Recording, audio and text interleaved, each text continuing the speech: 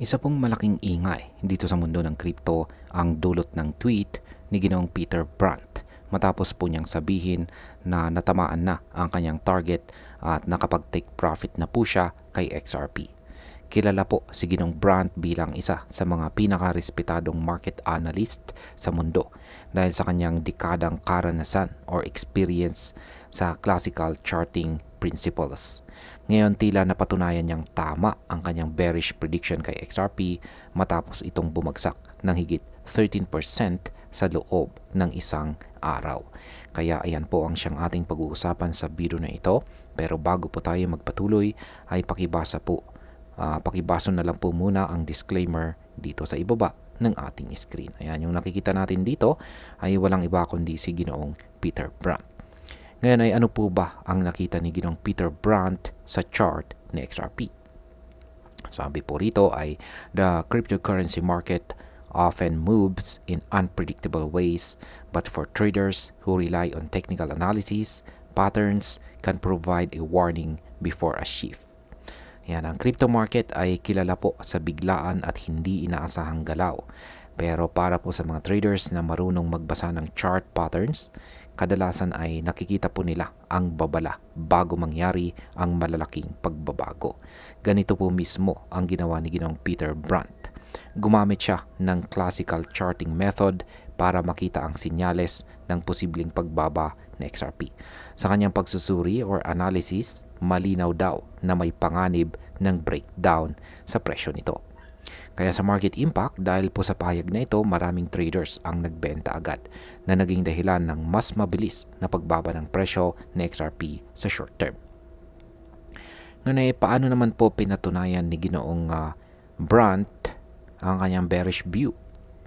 Sabi rito ay XRP's sharp decline over 24 hours gave renewed attention to one of those patterns after veteran market analyst Peter Brandt reaffirmed his bearish stance on the digital asset. Yan, pagkatapos daw po ng matinding pagbagsak ni XRP sa loob lamang ng 24 oras, muling napag-usapan ang chart pattern na matagal nang binabanggit ni Ginoong Brandt. Ayon sa kanya, tama ang kanyang unang obserbasyon na bearish ang galaw ng XRP. Sa loob ng isang araw ay bumaba po sa XRP ng mahigit 13% at tumama po siya sa presyong $2.42. Ito ay eksaktong direksyon na kanyang inasahan base sa kanyang technical analysis. Sa market impact, ang ganito pong pagkumpirma mula sa kilalang analyst ay karaniwang nagdudulot ng takot sa market, dahilan para magpatuloy pa ang pagbaba ng presyo dahil sa panic selling. Ngayon ay ano naman ang pattern na nakita po niya sa chart ng XRP?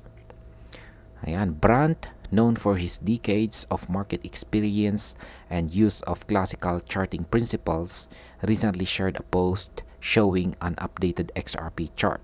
The image showed a descending triangle pattern, which is typically viewed as a continuation pattern that signals downside risk when prices fail to hold support. Ayan, yan po yung chart na kanyang ibinahagi rito. Ayan, ipinakita po ni Ginoong Brandt dito sa kanyang post ang isang chart kung saan makikita po ang descending triangle pattern. Ang ganito pong pattern ay madalas ituring na sinyalis ng pagpapatuloy ng downtrend. Kapag hindi kayang ipagtanggol ng presyo ang support level, karaniwang bumabagsak ito ng mas malalim. Sa kaso po ng XRP, nakita ni Ginoong Brandt na nabasag na ang support line kaya nagbigay po ito ng malinaw na sinyales ng pagbagal ng momentum.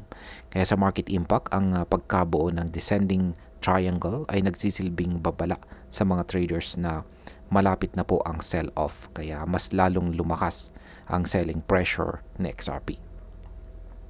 Ngayon ay ano naman po ang aksyon na ginawa ni Ginoong Brandt matapos makita ang pattern. Ayan, at ang sabi po rito ay that statement followed his earlier observation that he would short XRP due to the formation of the descending triangle. Since then, the market has moved in line with that analysis. XRP fell more than 13% within the last day. trading near $2.42 at the time of writing, and Brand called out members of the XRP community who attacked him after he shared his initial analysis. Yan, matapos daw po niyang makita ang pattern, sinabi po ni Ginong Brand na magsushort po siya kay XRP. Ibig sabihin ay tataya po siya sa pagbaba ng presyo. At tama nga siya, bumagsak ng higit 13% sa XRP sa loob lang ng isang araw. Ayon po sa kanya, ito ay patunay na gumagana ang kanyang analysis. Tinawag pa niya ang mga XRP trolls na umalma noong una niyang ibinahagi ang bearish chart. Kaya sa market impact, ang ganito pong public confirmation mula sa isang veteran trader ay nakapagpapalakas ng bearish sentiment. Kaya posible pong magpatuloy pa ang downtrend sa mga susunod na araw. Ngayon ay ano naman po ang technical na dahilan ng pagbagsak ng XRP? Ayan, sabi po rito ay the chart posted illustrates how XRP had been consolidating within a tightening range since it fell from its all-time high in July. Repeated tests of the lower horizontal boundary near $2.69 preceded a decisive break below that level, confirming the bearish setup he had warned about. Ayan, sa chart po ulit ni Ginong Brand dito, makikita na ilang linggo nang nasa consolidation sa XRP. Bumaba po siya mula sa kanyang all-time high noong July at paulit-ulit na sinusubok po ang support level sa $2.69. Nang tuluyang mabasag po ang level na ito, dito na kumpirma ang bearish setup. At yun ang dahilan kung bakit bumilis ang pagbaba ng presyo. Ang mga traders na nakabantay ay agad na nagbenta bago pa lumala ang sitwasyon. Sa market impact, ang pagkasira po o pagkabasag ng $2.69 na support ay nagpapakita na pumasok na sa XRP sa bagong bearish phase na maaari pong magtagal hanggang bumuo po siya ng bagong base. Ngayon ay ano pa ang ipinapakita ng daily chart ng XRP? Ayan. Sabi po rito ay the daily chart marked by descending highs and stable lows indicated the warning momentum over several weeks. Moving averages reflected a gradual loss of short-term strength, and the price recently slipped under both the 8-day and 18-day averages. XRP has also seen a volume uptrend if it surged almost 280% within 24 hours, signaling strong selling pressure. Yan, ano po ba ang ibig sabihin yan? Balikan po natin ulit ang chart. Ayan, ang daily chart ng XRP ay nagpapakita po ng malinaw na pagbaba ng kanyang momentum. Ang mga highs ay pababa habang ang lows ay halos pantay. Indikasyon po yan ng pagkapagod ng market. Ang presyo ay bumaba rin sa ilalim ng 8-day at saka 18-day moving averages. Bukod pa rito, tumaas ang trading volume ng halos 280% sa loob ng 24 oras na patunay ng malakas na selling pressure. Sa market impact, kapag ganito po kalaki ang volume increase habang bumababa ang presyo, madalas ay indikasyon ito ng capitulation o mass exit ng mga traders. Ngayon ay gaano naman po kababa ang narating ng XRP? Yan, ang sabi po rito ay XRP also hit a low point of $1.9, dipping below $2 for the first time since June. While it has recovered slightly, the overall trend mirrors the downturn faced by the entire crypto market, suggesting the digital asset might have a difficult time regaining these losses. Yan, ibig mong sabihin niyan ay umabot daw si XRP sa low or mababang presyo na $1.9. Ang unang pagkakataon na bumaba po siya sa ilalim ng presyong $2 mula pa noong buwan ng June. Bagaman bahagya po siyang nakabawi, malinaw na ang pangkalahatang trend ay pababa pa rin. Ang pagbagsak na ito ay hindi lang isolated kay XRP, kundi bahagi ng mas malawak na paghina ng buong crypto market. Kaya posible pong mahirapan muna siyang makabawi kaagad. Sa market impact, ang pagbaba po sa ilalim ng $2 ay nagbubukas ng posibilidad ng mas malalim na retracement. Kaya marami pong short-term traders ang nag-aabang sa susunod na bounce zone. Ano naman po ang dapat gawin ng XRP para mabawi?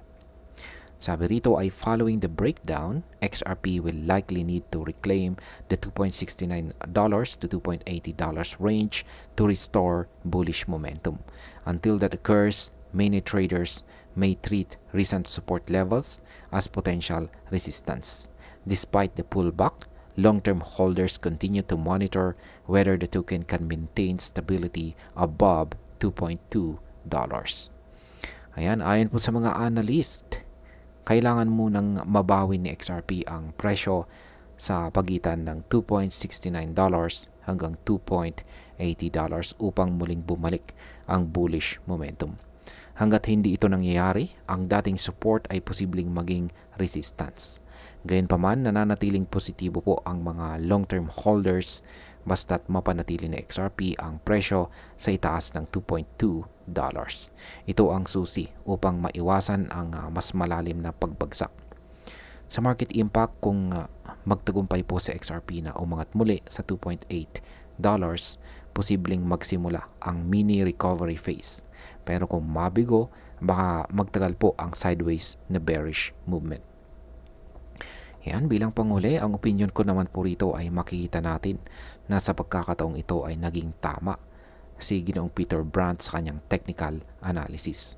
Ang kanyang paggamit po ng classical patterns ay muling nagpapatunay na mahalagang maintindihan po natin ang chart behavior bago po tayo gumawa ng trade. Ngunit para po sa atin bilang mga traders, mahalagang tandaan po natin na ang bawat galaw na XRP ay bahagi ng mas malaking cycle ng crypto market. Ang pagbaba ngayon ay maaari pong maging daan para sa mas matatag na rally sa hinarap. Kung mapanatili po ni XRP ang kanyang support at makuha muli ang $2.8 na price level, posibleng bumalik po ang kumpiyansa ng market.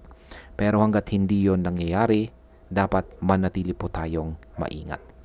At ayan, hanggang dito na lamang po tayo sa video na ito mga ka-crypto. Marami pong salamat sa panunood.